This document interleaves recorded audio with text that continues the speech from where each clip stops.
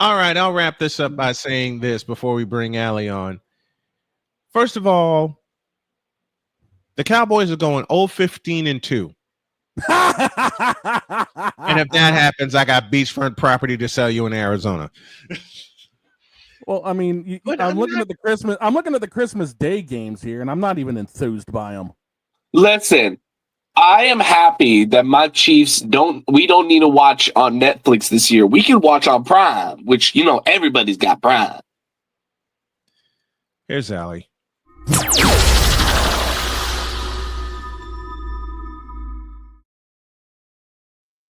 Allison Moran is with us. How are you, my dear?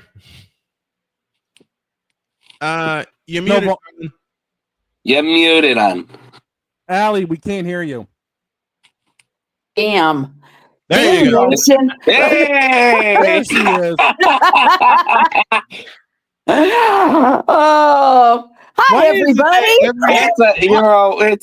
It's a Friday. We're all tired from the week. Yes, we are. We're worn. It's Friday. We're worn out. We're right at the end of we're right at the finish line. And just when you get to the finish line, and Allie's heard me say this, it seems like the screen freezes just when you're about to reach across the finish line, and you're like, "Hey!" It ain't Friday without a hell of a lot of scuff. Absolutely, it just is going to happen. It is. Yeah, I mean, it's Murphy's Law, right? Isn't it? Yeah. Every Friday, it's Murphy's Law. That's why I'm on. We're talking NFL schedules. And looking at the Bears schedule, their preseason games, they host Miami, they host Buffalo, and they go to Kansas City. That's the preseason. Yeah. Then they open with Paul Allen, J.J. McCarthy, and the Minnesota Vikings at Soldier Field. Actually, that is really, how do I want to say this?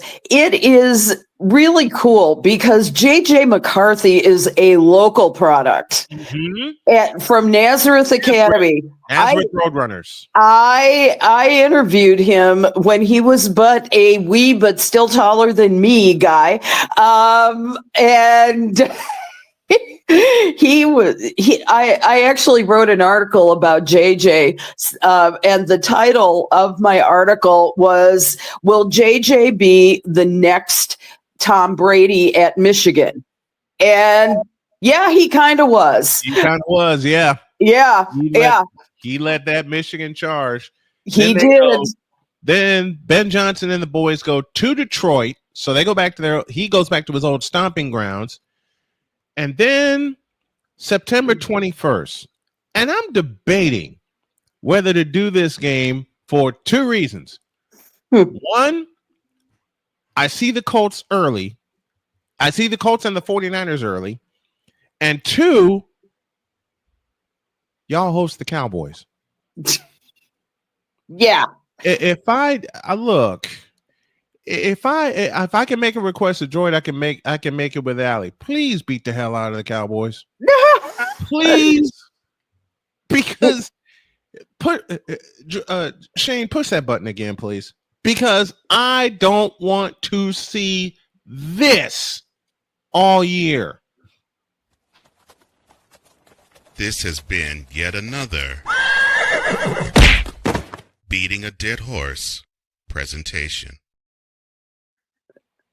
I love horses. Oh God, those Cowboys! They know how to break your heart in the same ways that the Cubs used to be specializing in. You mean the way my Red Sox are now, just finding new and inventive ways to lose games? Yeah, kind of like the way they were before 2004, right? And don't remind me. Listen, as far as the Cubs go, in '84 when they played the San Diego Padres, my whole family was in the living room watching. You had to go there. 5. Mm-hmm. Watching Game 5. My dad looked at me and I looked at him, and he said, "Do we expect anything to happen?" I chose not to answer that question. I knew better. And then Game 5 happened. And I'm not going to say anymore. I've hated Steve Garvey ever since.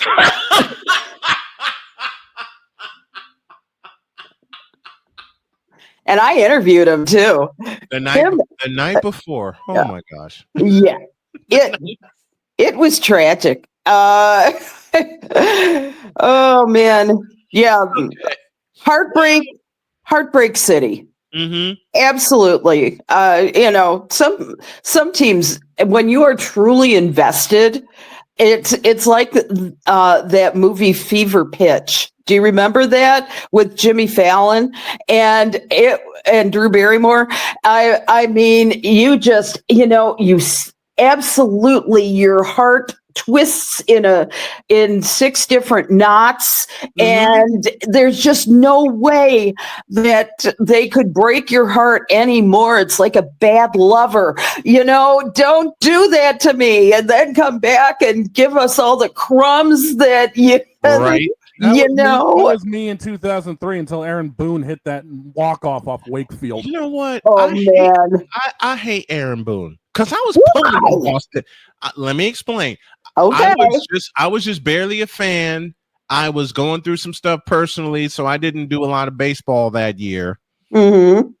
I was pulling for Boston. Mm-hmm. I was pulling for Boston because I want the underdog to win.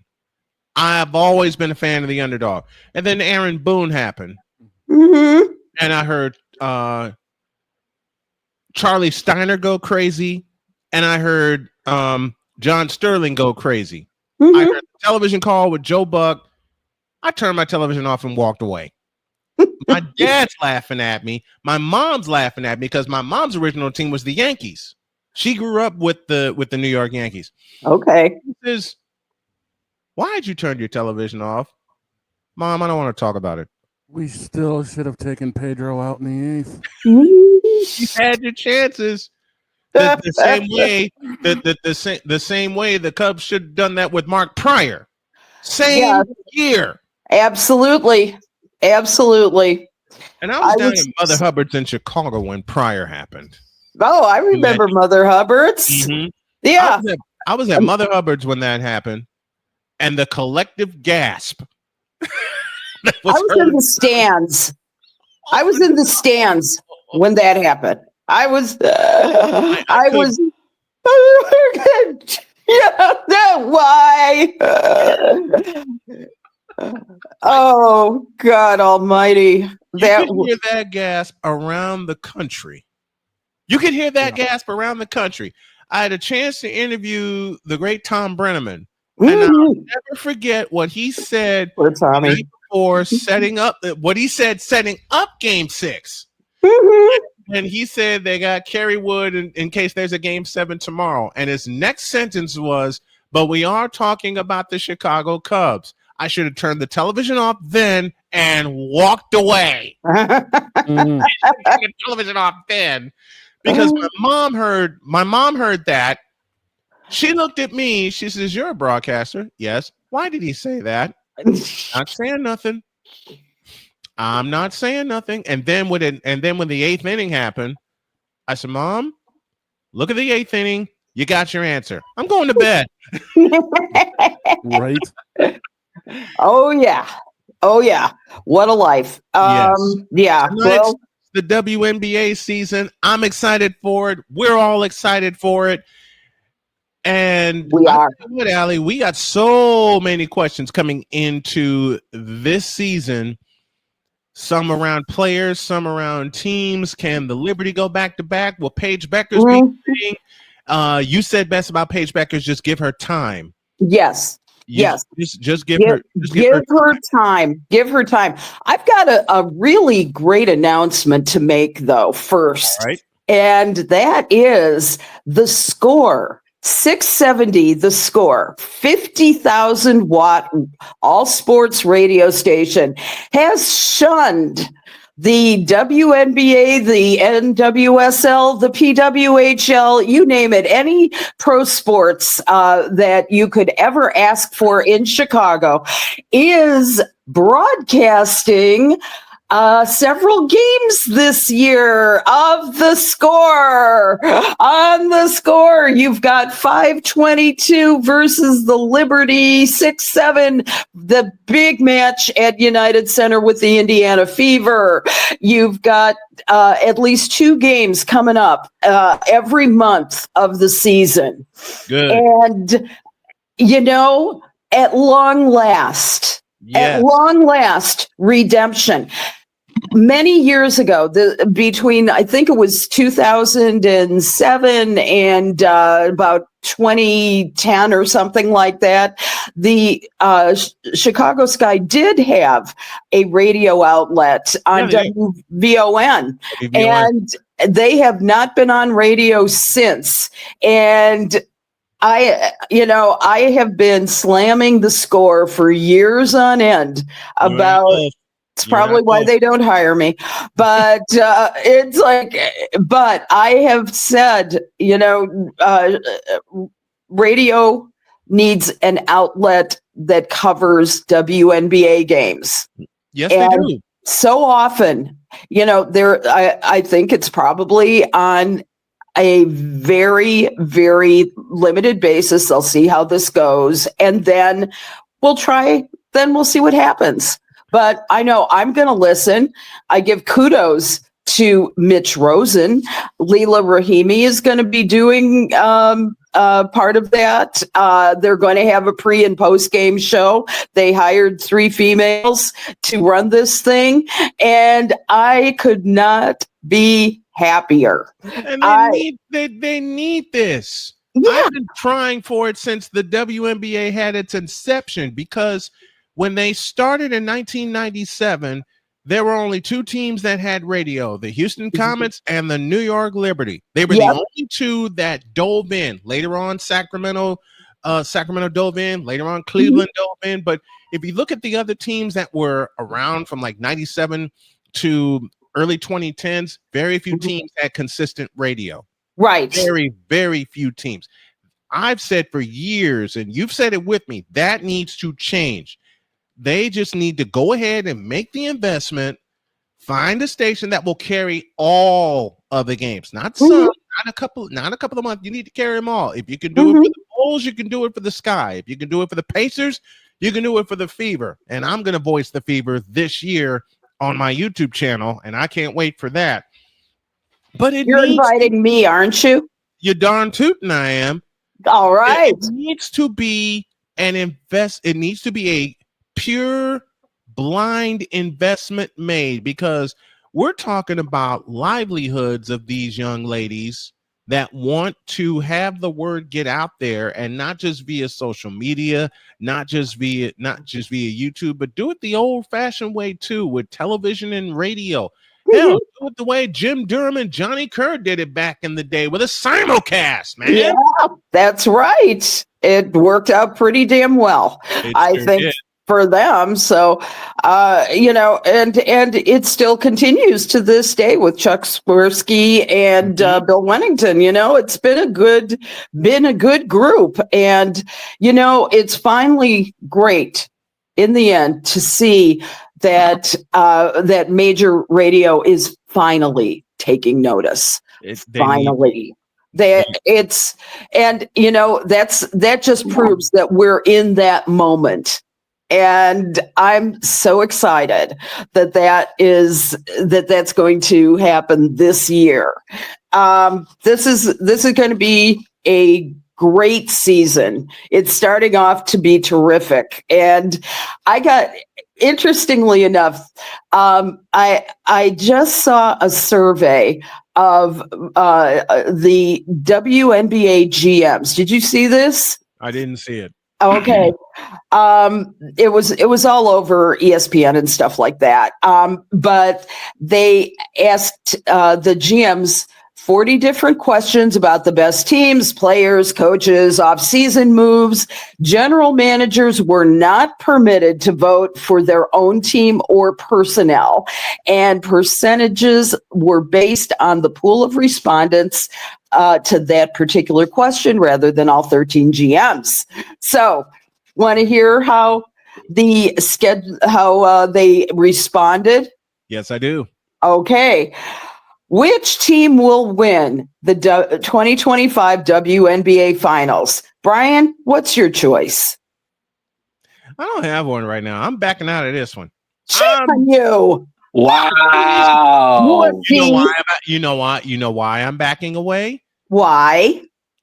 In the immortal words of Bugs Bunny, me and my big fat mouth. I'm staying out of it. No, because every year I get asked this. I love doing it. Y'all know I love doing it. Every year I get asked this question, and every time I lean one way instead of going the other way, like I did with Minnesota, and it should have been New York, pow, that happens. Nope. I'm letting this season play out in front of me. Throw a set of balls, Brian. But. There's the mic drop moment. There it is. The big butt. You ain't seen nothing yet, Droid.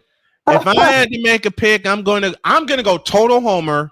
And yes, I'm being a homer and I'm being stupid, and I'm picking the Indiana Fever. Okay, well, you're not the only one who picked Indiana Fever. 10% of the GMs picked the Indiana Fever to win it all this year. Minnesota at 60%. New York repeated 20%. Las Vegas also got there at 10%. So I'm not surprised about this. Now, who's going to be the WNBA MVP? Can you take a guess on who's first? Oh, I wonder. Y'all already know my answer, but if I'm going to make a true pick, yeah, this time I won't be a homer. I'm going to say Asia Wilson. Angel Reese? Asia Wilson. Asia Wilson. I'm sorry, I missed that. Yeah. Okay. I thought you were saying Angel. You know what my homer pick is. Y'all know what my homer pick is, but I'm gonna put the journalist. Hold on, I got a journalist hat here somewhere, and I'm actually gonna put it on. See, this is my journalist hat in disguise as Lewisburg College, a team I used to cover in North Carolina. And I'm going to say Asia Wilson goes back to back. Asia Wilson could go back to back very easily. You're not the only one who picked that. Las Vegas, 25% are the odds there. The overwhelming consensus was Nafisa Collier. Ah, okay. I mean, best defensive player ever. I mean, this woman, she can do it all. And she did Unrivaled last year. I mean, my God, what a woman. Her skills got so much sharper, especially defensively. She's going to be a dynamo. I can't wait to see her in action. Me too. 67% of the GMs agreed with you too. And 8% picked Caitlin Clark. So I wouldn't be surprised. It could go anyway. It can. Now, if you were starting a franchise today and could sign any player in the WNBA, who would it be? Ooh. Now, see, that's not fair. That's not a fair question. CC. Okay. Everybody agrees with you. At least half the people voting agreed with you. 50%. Asia Wilson came in next at 33%. Also receiving votes, Nafisa again, and Dominique Malonga. There you go. Yeah. Okay. I can see that. I can see that.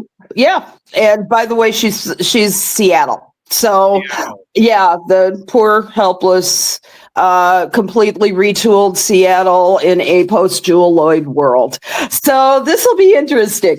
Let's see. Which player is most likely to have a breakout season? I can see Cunningham. Toss-up. Who? That's a Cunningham. toss-up. Who's that, Droid? Fever. Cunningham. Sophie Cunningham. Sophie Cunningham. It would be damn time for her. I mean, she's been a surprise. She's been underrated, and high expectations for a while there. But she could easily do something very, very nice. I could see it. I'll tell you, the number one was Satu Sabali at going for Phoenix this year. Yeah. 20%, but there were so many that got votes. They couldn't, there was just not enough percentages. Marina Mabry from Connecticut, Kelsey Plum, the Sparks, her new team, Gabby Williams in Seattle, Aaliyah Boston. The Fever. Aaliyah Boston's going to be a wild card for Indiana because she grew so much the second half of last year, especially, I'll say it again, when the Fever got a chance to rest. They got a chance to rest their legs. Caitlin Clark had a chance to rest her legs, and they got together. They were the highest scoring team of the second half of the year last year. So Boston is definitely worth the vote. Oh, yeah. I'm looking forward. She's going to be a powerhouse. I'm sure of that. Now, which player acquisition will make the biggest impact? I'm just going to give you 3 here. Could it be Alyssa Thomas, Kelsey Plum, or Satu Sabali? Kelsey Plum. Kelsey Plum. 30% agree with you. Alyssa Thomas on the Mercury. They think it's going to be 50%. And you're going to like this question too. Okay. What will turn out to be the most underrated player acquisition? Good question. You just mentioned her. Kelsey Plum. Sophie Cunningham. Sophie Cunningham, duh. 70%. Ariel Atkins. Ariel Atkins from the Sky. 17%. She's very excited to be here. She was all hyper during WNBA Media Day and was just terrific. One thing I love about the Sky this year, everybody's excited to be there with their win now philosophy. That's the attitude that's the attitude I'm looking for from the Sky. That's the attitude I'm looking for from everybody. Well, that's in women's basketball. That's the attitude they need to have because it's so undercovered and underrated. That alone should give them that attitude. Yep. And we are going to hope and pray that what Tyler Marsh is building here is going to be exactly that. And I had such good conversations. Everybody's so excited to be here, and I love it. Everybody feels to me like they are really doing a turnaround from last year. They have done everything that they needed to do in order to make this season so much better. I could see them in the playoffs. I could see them maybe going deep. Can you feel that change? Because you went to Media Day. Can you feel that change among not just the players, but the players, the fans, the media, the media reps, all with the a family first mentality? Because we covered this guy together for many years, and we kept getting that vibe. That vibe hasn't been there since they won their championship in 2021. Are you starting to feel that vibe there again? Very much so. Yeah. They just want to put everything behind. They just want to, erase last year. Angel Reese is super excited about, she's looking forward to becoming much more of a playmaker this year. She's looking forward to doing more outside the rim. And I actually wanted to ask you what is Angel Reese mainly just trying to, I guess forget as if, last year never happened? I think so in a way. She wants to be much more than a rebounder, Right. and that'll be there. But what Coach Marsh has done is to encourage her more on both sides of the ball, and so he's working on her defensive skills so she can be. Good.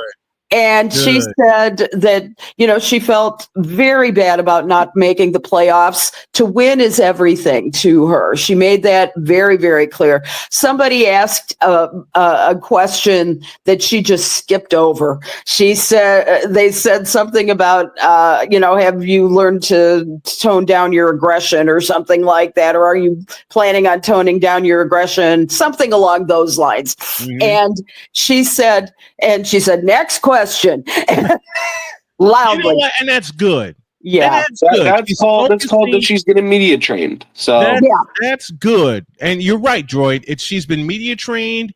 And the other thing is, and Allie we've all mentioned it, okay? Not just Allie, but Droid, Shane, Victor, and myself have all mentioned it. Focus on this upcoming season.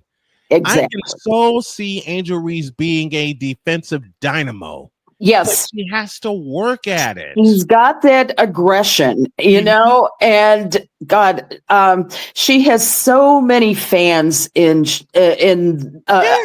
I've been privileged to view the games of the Aurora Park District, and the thing is, so many of them look up to her. Yes. It's amazing. Greg's grandson Ollie knows who she is, and he's a big fan of the WNBA. I think I will be forced to get him to a game this year. I don't think that'll be forced if he's so excited about the game and the players already. I don't think that's force. I love it. That's force. I don't think that's force at all. But speaking of playoffs, there's a very big one happening right now. Maybe the PWHL. I don't know. Maybe he's at the PWHL. Pretty damn sure it's the PWHL. Yeah, if they have any strength left after their 4 overtime game. Oh my gosh. Yeah. Have you been paying attention to it, watching it? I have been paying more attention to the Ottawa Charge Montreal Victoire series than I did the Frost Inspector series. I love it. I think that listen, Ottawa and Montreal, the Battle of Canada. Ottawa leads that series 2 games to 1. Game 4 is tonight in Ottawa. And I see Montreal taking Game 4 in Ottawa and taking it to a 5-game series. I see this going the distance. Absolutely, I see this series going the distance. It's just like the Mavericks. Not the Mavericks. I'm sorry, not the Mavericks. The Denver Nuggets. They took it to 7, and I'm so happy we were watching that last. I couldn't believe it. I applaud the Nuggets for their performance this playoffs. Everyone looks at your seed and they're like, "Oh, you're not a big seed. You're not going to do nothing." The Nuggets are like, "Screw the number. Look at our numbers." Yep, I'm looking forward to them taking down Oklahoma City. I really am. Yeah, the 4 overtime game that y'all just mentioned, Montreal and Ottawa. In Montreal, listen, I barely got through 3 overtimes with the Boston Bruins and the Chicago Blackhawks some time back, and I was glued to this one. I was absolutely glued to this one. Well, you know what? Nobody wants to go home. No. Right? And so they battled and battled and battled. Can you imagine skating 7 periods of hockey? Listen, I know Steven Stamkos knows how that skating 6 periods of hockey goes. Because listen, They went to double overtime, but I think the longest overtime I've seen in my lifetime was that Tampa Bay Lightning Columbus Blue Jackets series. I think that was 5 overtime periods. That's 8 periods of hockey. I've seen a 5 overtime game with the Pittsburgh Penguins and the Philadelphia Flyers. My God. A game that didn't end until 1 a.m. I celebrated, and then I fell right to sleep. I believe it. One of my favorite recent overtime games was, Blake's going to hate me for this, the Panthers and Canes in the Eastern Conference Final, where Matthew Tkachuk sent everybody to bed, and I think there were literally people taking a sleep in the stands. I believe it. Taking a quick little nap. It's for a playoff game, you have to take a quick little nap. You get the intermission break. They Zamboni they surface the ice, and when they come back on the ice, they blow the horn. You're ready to go again. Now, let's go. They sit as long as they sell coffee in the stands. I'm real happy. I was at a game where that happened. I will go. We did it once on my mother's 90th birthday, which was 8 years ago. It was my entire family was at Wrigley Field for an 18-inning game. And, my sister-in-law needs sleep. The kids were young at the time. Then we had Lev and my niece and nephew, who were, I think, maybe young teenagers at the time. And so I have a picture of my nephew sleeping on my mother's shoulder. My mother is like, "Oh, we get to see 2 games. I'm so happy." We're all getting so grumpy. I'm like, I gotta work tomorrow. It was just insane. And Lev's got to go to school. This is May. This is not before the end of her their school year. And so I'm going, what the hell are we gonna do? Okay. Next thing you hear, the vendors going up and down the aisles. Coffee. Back scratch up. We did, yep. And I'm like, please, the longest game I ever called, I was with Roosevelt University of Chicago. We were playing University of St. Francis down in Joliet. Oh, yeah. And it was a doubleheader schedule. First game goes 7 innings, second game goes 9 innings. It got to the 9th inning of game 1. We were still tied 2 apiece. And I'm thinking, how long is this thing going to go? Then we get to the 10th inning, and in the middle of that 10th inning, I hear a squeak behind me because they were shaping up Silver Cross Field for their summer baseball season. Somebody had a squeegee, and in the middle of me saying, "Here's the pitch," I hear, "Oh, lovely on air."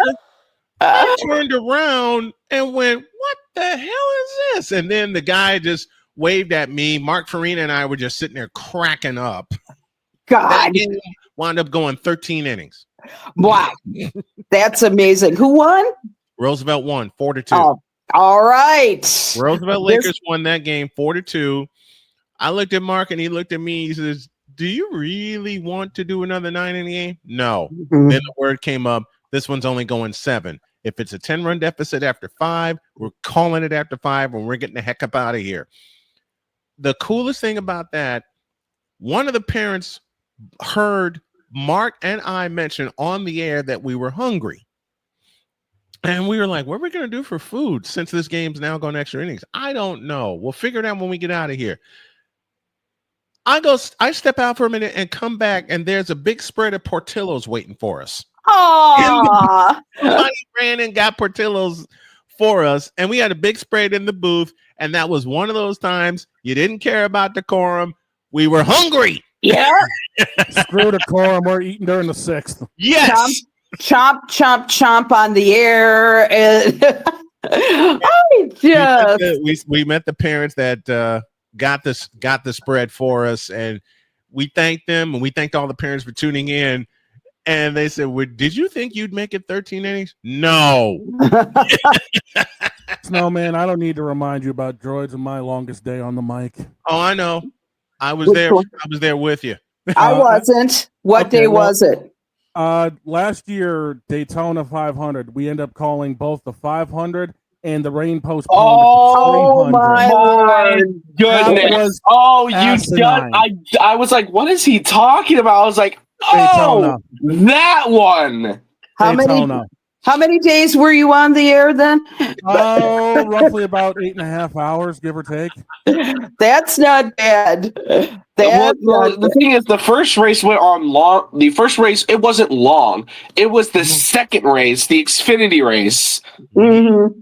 300 miles turned into about what, 320-ish, 330-ish?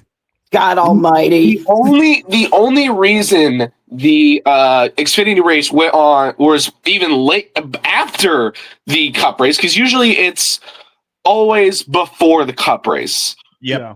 But this time it was after, because of some scheduling issues that happened Saturday. It rained, it poured. There was no way that race is going to happen, so they had to schedule it, and they kind of had scheduling conflicts for earlier in the day, so they had to do later in the day. And to think that was on a Monday as well. Yeah, it was a Monday. I had classes in the morning. I was not happy.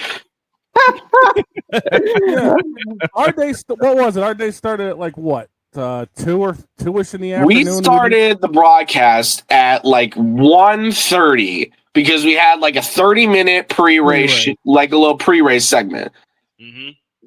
You know, we were going down the line, going down the storyline. Shaner had his notebook out, you know, reading through the storylines and all that. Like always. About hour 3 of the broadcast, we're just about getting to the final stage. I think it's end of stage 2. I don't remember who won stage 2 though. I can't think of it off the top of my head either. That's crazy. Are we going to talk about women's sports again at some point? Yeah. Back to it now. We totally veered off track. Absolutely. Android, it's your fault mentioning 4 overtimes in the PWHL. I love it. Yeah. Don't blame me. Let me stop kidding around. We love talking women's Allie, listen, okay. I wanted to talk NWSL because I'm a current fan. I've been a current fan since their induction into the NWSL. I don't even remember when that was. It's been a minute. But when the Current became a team, and we heard they were going to be playing at CMP, I was like, okay, cool. This is great. And then I heard they were getting their own stadium. I'm like, when was the last time you heard a city going out of their way to build a stadium for a women's team? That's been a very long time. And the last time I remember it was the all softball field at Chicago Bandit Stadium. That's the last one I remember. Which, by the way, right now, the Current are 6-0-2, leading the NWSL with 18 points. The Pride, who they play tonight at 7 p.m., are just behind them 5-1-2 with 16 points. But the only difference is that the Current have a goal differential of 12. Yes. How about that? It's I will say, I'm so glad that you are keeping such great tabs on Kansas City, first of all. And it's exciting. Did you hear this as well? That the Stars, I almost said Red Stars because I'm like really old, and it was last year, Allie. I know. It was last year. Yeah, they did. Well, it's nice. Yes, they're forever. It's like our thing with the Commanders. They're always the Redskins to us, so the Chicago Stars will always be the Red Stars. Let's make that official right now. One of the things that they are considering is moving out of their soccer-specific stadium in Bridgeview, and which is both a good thing and a bad thing. one of the things that Evanston now reported is that they're exploring a move to the campus of Northwestern University using the same stadium that the football team is using, because of the fact that they're having a brand new, incredibly spanking state of the art. I was gonna say the only reason you go play at a college is because you're building a new stadium. Yeah. That's always the reason. Their goal, according to the president of the team, they would love to build about a 14,000 person stadium with the ability to grow to 20,000. And the thing is that the biggest problem with Bridgeview is that it is inconvenient to everything. They have a bus stop right there, but I lived very near Bridgeview for over 10 years, and I can tell you, and my child can tell you, that transportation to that stadium, which was Toyota Park. Now, what is it? I can't. But it's no longer that. It's SeatGeek Stadium. SeatGeek, yeah, thank you. It has seen better days, I think, and the thing is, it's very hard to get people there, especially when the team is not winning. I think one of the biggest flaws with SeatGeek Stadium is it's a 28,000 capacity stadium, when your biggest stadium in the MLS is BMO Stadium in Los Angeles. It's owned by LAFC. Mm-hmm. One of the biggest ones, which was built for the Angels, is 22,000. Yeah. And then where Washington Spirit play, which they share with DC United, it's 20,000. Mm-hmm. Right. I think CPKC Stadium is one of the smaller ones, but that's because they know that with the smaller amount of seats, there's less room to fit people, which means you could sell out the tickets really easily, which is 11,500 is CPKC Stadium current capacity. Exactly. But 28,000 is ridiculous. Yeah. Yeah. And however, it's possible. You build for the future. The future will be in everything that's going to happen with the NWSL. And they are growing and changing by day. I will look forward to the day when we see that women's soccer is going to get to 28,000 at capacity anywhere, and they have done so before. And I think now, like with every other team that we've talked about in women's sports, this is the time to do that. And I'm looking forward to it. I would say that SeatGeek Stadium will be fine because they have the junior leaguers of both the both the Chicago Stars and the Fire. And the Fire. Yeah, sorry, and they also got their rugby team over there. And the Ruxing people. Yeah, which is good. I love that. And so I would say that SeatGeek Stadium will be fine if the Stars move on to Northwestern. And also look at a very good possibility of building their own stadium somewhere convenient to public transportation and build a gigantic parking lot.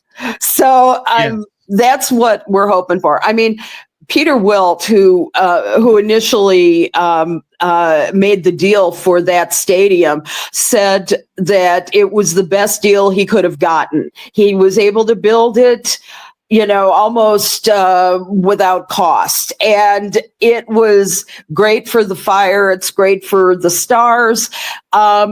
they need to go to a place that is much more convenient. That's why Allstate Arena was great for the Chicago Sky initially, as was UIC Pavilion when it was called that. Yeah. And now they have Wintrust Arena, all good stadiums. But I believe that that the Sky is going to someday maybe need their own place or move into the United Center. I was thinking about how soon the Sky could move into the United Center. Centrally located, access to public transportation. Not saying you can't get it with Wintrust Arena, but the popularity this year of the Sky will determine where they go in the future. If they have a great season, let's just say they have a playoff season, how long do you think it would take them, building off of a possible playoff season, to move into the United Center? They already are building a new practice facility. So, I would say that once they stabilize their coaching situation, right now I just talked with them yesterday on a Zoom interview, and they were, I would say that it would probably take maybe 3 years to, that's all right. Yeah, to really get them to a point where people are going to want to come. They've got several problems this year. Number one is that they're unstable at the coaching position, and they're lacking Mallory Swanson, who, by the way, congratulations to Mallory and her husband Dansby, about to become parents. That explains the long absence. I understand. More power to them. But I think what they need to do is become the team that they were under Rory Dames, without the constant emotional and physical abuse that he heaped on them. Right. And for that, they are their new coach is taking a really one step at a time approach with them. Right. They're building a group of extremely young players, and they want to make sure that that those players are well developed. Right now, you ain't got anything to build on. There's no particular leader. I wish what they had in Kansas City. I wish that there was that winning attitude. There's got to be somebody coming in as a dynamo, and I can't think of who that would be, actually. For right this second, I can't think of somebody, but I'm fairly sure that they are going to get that straightened out. Laura Ricketts knows how to run teams. I think it's going to be a very good season in say a season from now. Yeah. I would say that they will be much improved then. I have to mention too, while we're still on the subject of soccer, we've got to talk about what happened in Angel City and Utah Royals with Savvy King when she collapsed and the game went on. It's the NWSL just concluded that they did a short investigation after much public outcry. With players being so distraught that their teammate, who had suffered a heart abnormality that was previously undetected, was lying on the field, carted off. The players were so distraught. Nobody in Angel City could play after that. It was absolutely a horrible, horrible thing to have happen. And so the thing is that the NWSL has since concluded that games where players are injured will not go on. Okay. And I think that's a smart idea. because you're going to play worried about your teammates, distracted as hell. Yeah. It's oh my God. I mean, if it were my child, I would not want for the teammates to have to go focus on the play. This reminded me of a couple of instances. Way back when, Brian, you may have been too young to remember this, but do you remember a player by the name of Chuck Hughes on the Detroit Lions? I do. Back in 1971, he collapsed and died on the field. Mm-hmm. Yeah. And I remember that was one of the first things that got me scared about the game of football. My mother was telling me that, I was real young. I'm like, Mom, is he dead? Mom didn't know what to say. And, right. And the game went on there too. It turned out initially there were some ill reports about Dick Butkus hitting him hard in the chest. Mm-hmm. And it was, but those reports were false. It actually came out of a spleen injury that he had many weeks earlier, had caused blood clots to form around his heart. So literally, it was a very tragic situation. Players should not have to be put to the ultimate test and move along that way. That's why I loved the how the NFL handled, when Damar Hamlin went down. Yes. They completely canceled the game. They moved it to a different date. So, everybody had time to recollect their thoughts. Everyone had time to, pray for Damar. And, that was just like every other situation. It was so sudden. You don't realize it happens until, you get that call from your friend that says, hey, turn on the Bengals-Bills game. Or, hey, turn on the Royals, the Royals-Angel City game. I'm like, well, why? And I'm like, when you turn it on and you see a player downfield, and the way the NWSL did it was worse. But when you turn on that Bengals-Bills game and you see paramedics surrounding, you see an ambulance on the field, it's a moment that makes your heart sink. Yes. And one of those moments for me, as a hockey guy, was when Jay Bouwmeester collapsed on the bench against the Ducks. Mm-hmm. Oh my God, I'd forgotten that one. Yeah, that was such a scary situation because I followed the Blues very closely while I followed my Panthers, and Jay Bouwmeester, a really big part of that Stanley Cup winning team for the Blues. Yeah, and just to see him. Like, first, they said from his teammates, they said he sounded like he was breathing abnormally, which is usually the first sign to, a possible cardiac arrest. Yeah. And sure enough, after a shift, he tries to sit down, and then collapses in front of medical staff. You had Ducks medical staff rushing towards the Blues bench. You had Blues staff coming down the tunnel.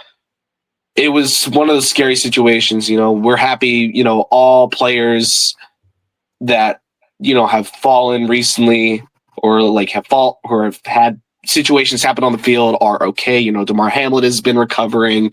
Right. Jay Bouwmeester sadly was forced to retire, but we hope this isn't the same case. One of the things that came out of Chuck Hughes's passing was that all teams in the NFL, which others have adopted, is that they must have defibrillators available. Yes. And that was probably the lifesaver that has saved the life 150,000 times of players who have suffered some trauma like that. And so, his legacy lives on in these players who have been helped, like Damar Hamlin.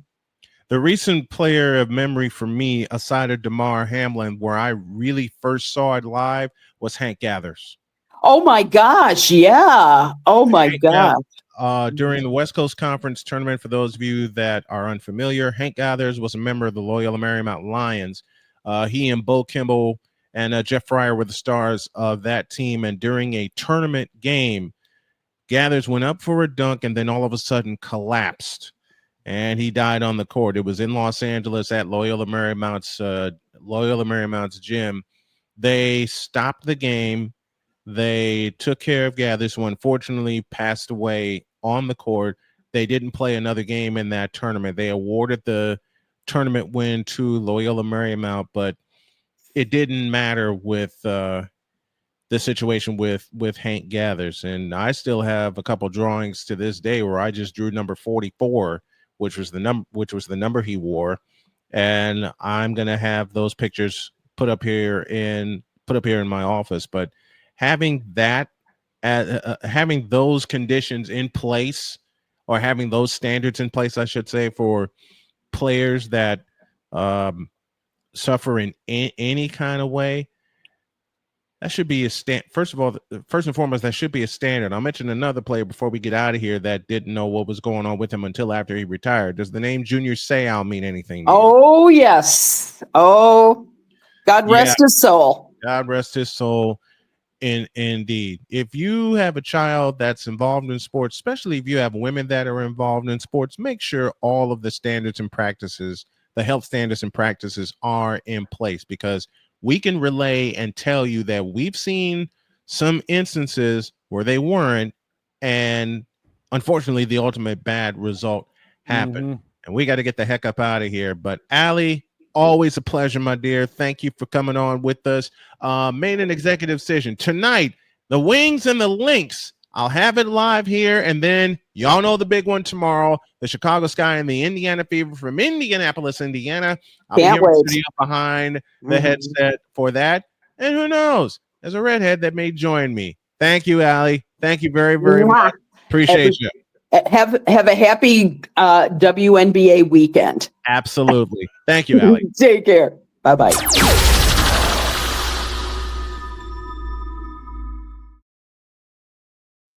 Please remind you once again, with any team that you're participating with, no matter what the level, you never know what kind of health concerns would come up or can come up.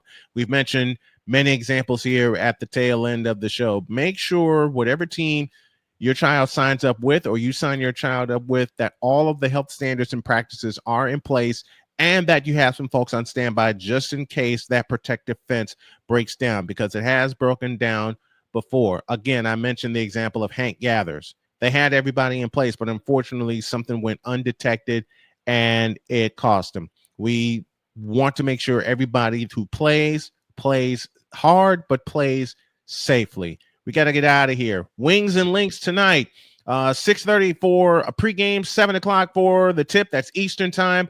I'll have it here on the channel while we're peeking in on a hockey game and a game 6 in Boston. Have a great weekend. Celtics. Shut up. Have a great weekend. God bless. Remember to make your next move your best move. And always remember, if your dreams don't scare you, they're simply not big enough. Dream big, do bigger. Bickle and Bolin did that in 2013. Bye, y'all.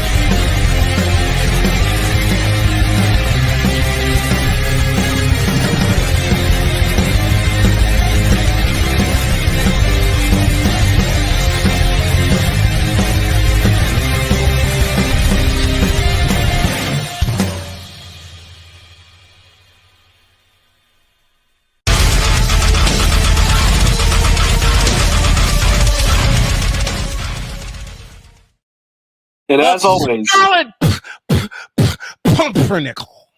You ass. Screw you, James Harden. Bye. See you Monday.